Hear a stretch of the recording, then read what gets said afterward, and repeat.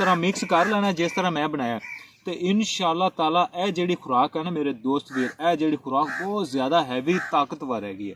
जिहड़े मुर्ग बीमार हो जाते हैं वज़न नहीं बनाते या जिहड़े मुर्ग वज़न बनाते नहीं उन्हां वास्ते बहुत ही कमाल की खुराक हैगी है। अस्सलाम वालेकुम जी, मैं थोड़ा वीर मनसूब अली, तुसी वेख रहे जो मेरा यूट्यूब चैनल सतलुज असील शौक। अज दी जिहड़ी खुराक है ना मेरे दोस्त वीर, ये बहुत ही ज़बरदस्त बहुत ही कमाल की खुराक हैगी है। इस खुराक नाल थोड़े मुर्ग हो गया, मुर्गियां हो गई, जेड़े मुर्ग वज़न नहीं बनाते पे, खास तौर जेड़े मुर्ग पट्ठियां पट्ठे वज़न नहीं बनाते उन्हां वास्ते बहुत ही ज़बरदस्त बहुत ही कमाल की खुराक हैगी है। कम से कम एक हफ्ता खिलावन नाल थोड़े मुर्ग दा हद तो ज़्यादा वज़न वध जासी, बहुत ज़्यादा चेहरा लाल सुरख हो जासी, सीने की हड्डी कट जासी, बहुत ज़्यादा मजबूत हो जासी। तो ये खुराक बहुत ही ज़बरदस्त है। बल्कि ये मैं दोस्तों वीरों खुराक इस वीडियो के बना के तैयार करके दिखावांगा कि किहड़ी खुराक है कि किवें किवें खिलानी है। तो वीडियो मेरी मुकम्मल वेखना मेरे दोस्त वीर। तो जिहड़ी ये खुराक हैगी ना मेरे दोस्त वीर, ये तुसी मुर्गियां नूं जिहड़े भी परिंदे हैं ना वज़न नहीं बनाते पे उन्हां नूं भी खिला सकते जे। ये खुराक बहुत ज़बरदस्त हैगी है।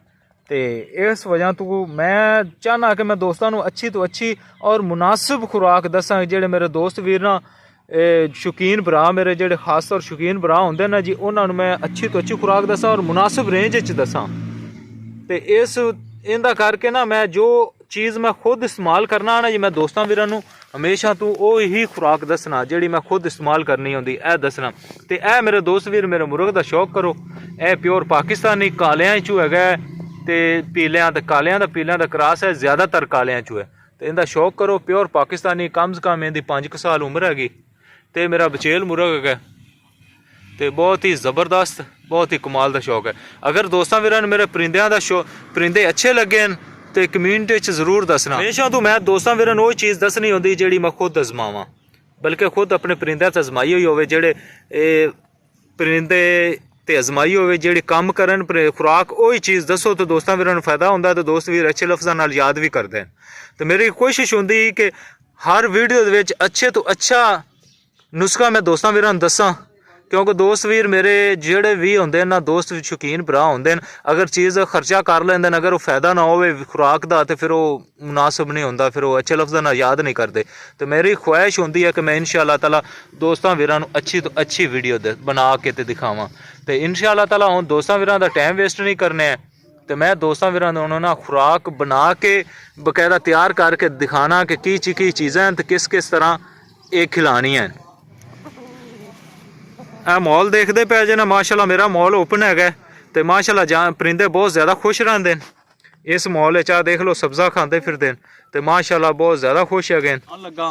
बहुत ही ज़बरदस्त कमाल की वीडियो जेड़े मेरे दोस्तों वीरां दे परिंदे जेड़े बीमार हो जाते, बीमार होने की वजह तो कमज़ोर हो जाते तो हड्ड काठ नहीं बनाते, यानी कि वज़न मुर्ग नहीं बनाते, मुर्ग होवे या मुर्गी होवे वज़न नहीं बनाते। अज की खास वीडियो मेरे नवे शौकीन भरावां वास्ते उन्हां परिंदियां वास्ते है जेड़े वज़न नहीं बनाते। वज़न बनावन दा बहुत ही कामयाब ते कमाल दा ते देसी नुस्खा है। इंशाअल्लाह ताला इस नुस्खे दे विच इस खुराक दे विच ना एक हफ्ते दे विच तुहाडा मुर्ग दा वज़न बन जासी। दोस्तां वीरां नूं मेरी वीडियो पसंद आए तो मेरे वीडियो तो कमेंट तो लाइक तो चैनल नूं सबसक्राइब जरूर किया करो। तो हुण दोस्तां वीरां नूं मैं खुराक दसना कि किस तरह बनानी है तो किस तरह खिलानी है मुर्ग नूं। कैमरा अगे लैके मेरे दोस्तां वीरां नूं चीज़ां विखाओ तो फिर इन्हां दी मैं मिकदार ते इन्हां दे बनावन दा तरीका दसना। आ देख लो जी, ए आ गया मेरे दोस्त वीर खोया, ए आ गया जी कच्चा अंडा आ गया, ए आ गया जी मक्की दा आटा ते गंदम दा आटा। इनू कर लेना है मिक्स, मक्की दे आटा किलो मक्की दा आटा ले लो, किलो गंदम दा आटा ले लो, इन्हां कर लो मिक्स ते इनू भुन ते रख लेना है। यह मैं खुराक भुन ते आटा रख लिया है। यह जो आटा है ना जी ये मैं भुन ते रखा होया, ये भुनन का भी असर है, खाली भी तुसी भुन ते रख लो तो बहुत कमाल का रिजल्ट जे। मक्की दे आटे नूं ते कणक दे आटे नूं भुन ते रख लेना है। अगर थोड़े परिंदे हैं ज़्यादा तो उन्हां दे हिसाब के मुताबिक बना लो। ये मैं और खुराक बना ते देनी है तुहानूं दोस्तां वीरां नूं दसनी है एक परिंदे दी, ठीक हो गया नहीं जी। एक परिंदे की खुराक बना के दसनी है, वो इस तरह तुसी करना है मेरे दोस्त वीर। थोड़ा जिहा मक्की का आटा ले लेना है, थोड़ा जिहा मक्की का आटा ले लो, आ देख लो ठीक हो गए। यह थोड़ा जिहा मक्की का ते गंदम का आटा भुना हुआ लेना है, ये मिक्स कर लेना है। तो इन्हां विच अंडा लेना है, ठीक है नहीं जी। अंडे नूं लेना तोड़ ਕੱਚਾ ਅੰਡਾ, ਠੀਕ ਹੋ ਗਿਆ। ਇਹ ਜਿਹੜਾ ਖੋਲ ਹੈ ਇਹਨੂੰ ਵੀ ਤੁਸੀਂ ਮਿਕਸ ਕਰ ਸਕਦੇ ਹੋ, ਇਹ ਵੀ ਬਹੁਤ ਜ਼ਿਆਦਾ ਫਾਇਦੇਮੰਦ ਹੈ, ठीक हो गया। इनू हला इसमें जरूरत तुसी खोया भी पा लेना, ठीक हो गया जी। ए खोया आ गया जी, ठीक हो गया जी। ये तुसी लैनी खुराक बना इस तरह की, ते मक्की दा आटा होर पा लो, क्योंकि ये इस तरह इस मकदार च बनाना है कि आसानी नाल ईजी बन जावे। ने रोड़ियां वगैरह बना लो तुसी, इस तरीके इन्हां दी खुराक बनानी। हाँ जी दोस्त वीर, ए हुण बन गई जी खुराक।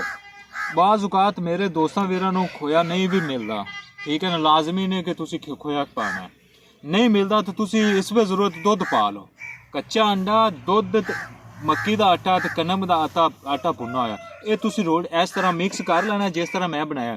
तो इंशाअल्लाह ताला यह जिहड़ी खुराक है ना मेरे दोस्त वीर, यह जिहड़ी खुराक बहुत ज़्यादा हैवी ताकतवर हैगी है। जिहड़े मुर्ग बीमार हो जाते हैं, वजन नहीं बनाते, या जिहड़े मुर्ग वजन बनाते नहीं, उन्होंने वास्ते बहुत ही कमाल की खुराक हैगी है। तो ये तुसी खुराक खिलानी है, इस तरह रोड़ियां कर लो। बाकी खिलाने का तो तुहानूं सारा ही पता है किस तरह मेरे दोस्त वीर खिलाने। इस तरह छोटी छोटी रोड़ियां बना लो, ये तुसी मुर्ग नूं रात नूं डेली खवानी है।